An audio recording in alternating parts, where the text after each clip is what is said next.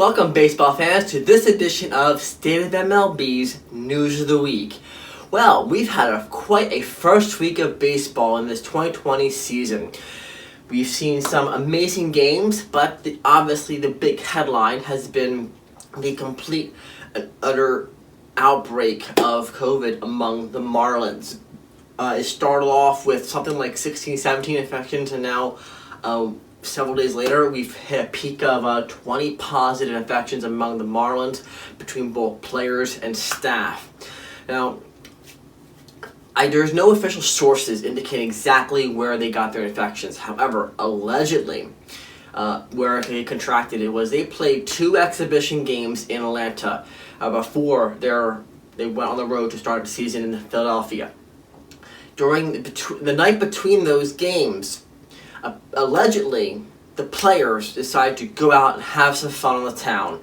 And having done so, they did it in apparently not the safest manner possible, hence the infections.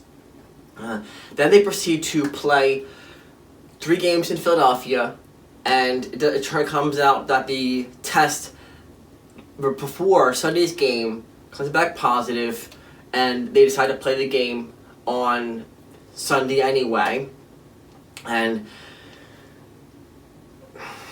whether or not that was safe or not, feel free to debate that. But as a result of that 3-game weekend series with Philadelphia, 2 staff members with the Philadelphia Phillies who were working with both the Phillies and the Marlins organization also contracted COVID. Now, as a result of all this, the entire week, Monday through Sunday, of Marlins games have been postponed, gotta take care of your players, plus the fact that they're still determining whether or not if they were to quarantine everybody for 2 weeks who got the infection, do they have enough busing players that they can bring in and substitute? Granted, if you took half of your best roster and throw them into quarantine, and you bring in 30 set-aside substitute players to play games, your team now looks like a glorified minor league team, and that sucks for the Marlins because when they took 2 out of 3 from Philadelphia, their starters and their prime players looked like they had the potential to do something. But of course, they also dominated Philadelphia last year, and look what happened there. So take that with a grain of salt. The bigger concern is the fact that now you've got a widespread infection in Marlins, which has adversely affected the league as a whole. In addition to their 20 infections and Philadelphia's 2 infections, going into this weekend series, the St. Louis Cardinals have also come across 2 infections. They've postponed Friday's game and are waiting to see if they're going to play the rest of the season. Obviously, the players that were infected are going into their 14-week quarantine, and they have to test negative twice in a row per protocol. The thing that disappoints me the most about this and saddens me is that if all of this 2 positives on a couple of teams, that's kind of an expected level, because it's one of those things where take your absolute best player in a sport. You can contain him, but you can't completely shut him down. He's just too good. Limiting the damage is where you aim to do. For example, you take an elite hitter like Reggie Jackson or Babe Ruth or something like that. It's easier to walk him to first base than risk giving up the home run. Sure, he can still score a run if someone behind him bats him in, but you limited the damage to the potential of 1 run versus the home run he would have hit him. He could have very easily hit himself. Given that analogy, same thing with COVID. They recognize that the potential for a player or a staff member throughout the season to get an infection is absolutely possible. Hence, they came up with a 100-plus page safety protocol in which, should absolutely 100% buy-in, participate in this, and adhere to the strict rules, we should be able to have a complete, healthy, and safe season. The problem occurs is when you don't adhere to those rules. And if that is the case with the Marlins, Rob Manfred has stated that if we don't get strict adherence to the rules, he will shut down the season and call it a day. We want to have a season, both the players and the league want to, but you can't do that unless you have everybody playing by the rules, practicing this and adhering to safety protocols, and looking out for the health and safety of everyone, not just yourself. It's one of those things where players, you have to do your job too, okay?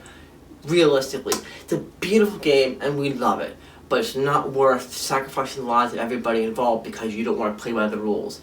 I just don't understand it. If just because you think you're safe and you're clean, where does that give you the right to endanger the lives of others? I just don't get it.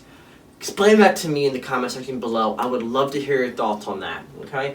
Having said that, the postponement, all these games are postponed because they are expecting to play a series of 7-inning doubleheaders to get the games in. And given some rain shortages we've had in the first week, 6 innings has not been unexpected. We have had that happen when rain shortages occur. You do try to get the whole game in, but fundamentally 7 innings is 7 innings. You do that in minor leagues, you do that in non-MLB leagues. It's not without precedent. It's just not done in the major leagues. But it's an option in a shortened season where you have 65 days to get in 60 games. There's not a lot of wiggle room there. If you have a lot of postponements, you have to get them in somewhere. Fortunately, in light of these postponements, because so many games were postponed the first week, that freed up teams that were going to be playing later on anyway to meet up and get those games in, i.e. the 2 games where New York went into Baltimore when they were supposed to go into Philadelphia, but those games were postponed. The Orioles were supposed to go to Miami, so they went home and New York came there and beat them a couple times. It got a couple games in, and that we're supposed to be playing next week anyway, so now you have the luxury of, if conditions are safe, you can theoretically have New York play Philadelphia on Monday, Tuesday, because those games have now been cleared off the slate. They've already been played. So, yeah, you have 2 games in Philadelphia and then a 3rd game in Baltimore. It's a roller coaster ride and nightmare for a traveling agent for a team. Oh my goodness. But it's still possible, and I believe in them that they can get this done. And as a lover of the game, I certainly hope they can get it done.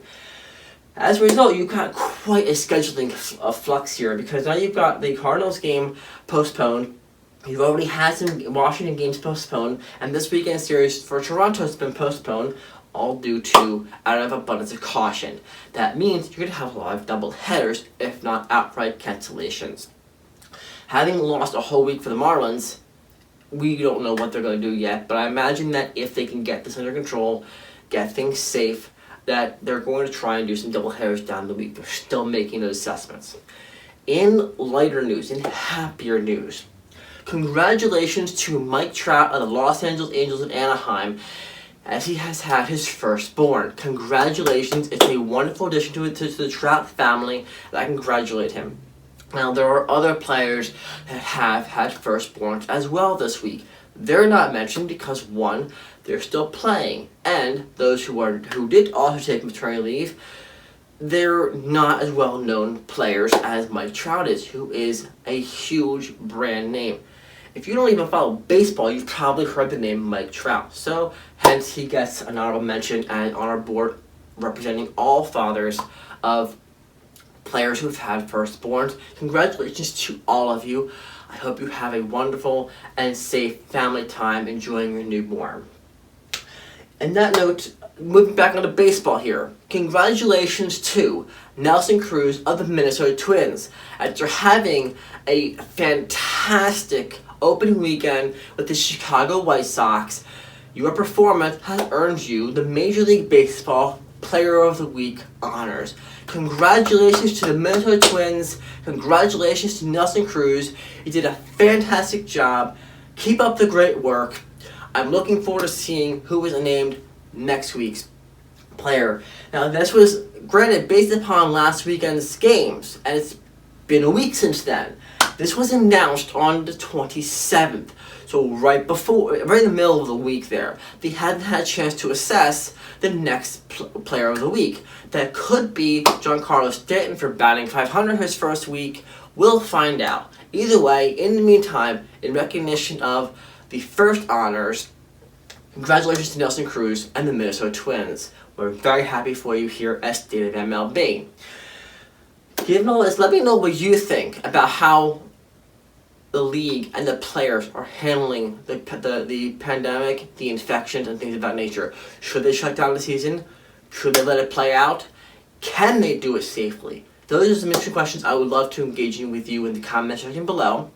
If you have any news that missed my radar, please feel free to point that out. I would love to have a conversation about those.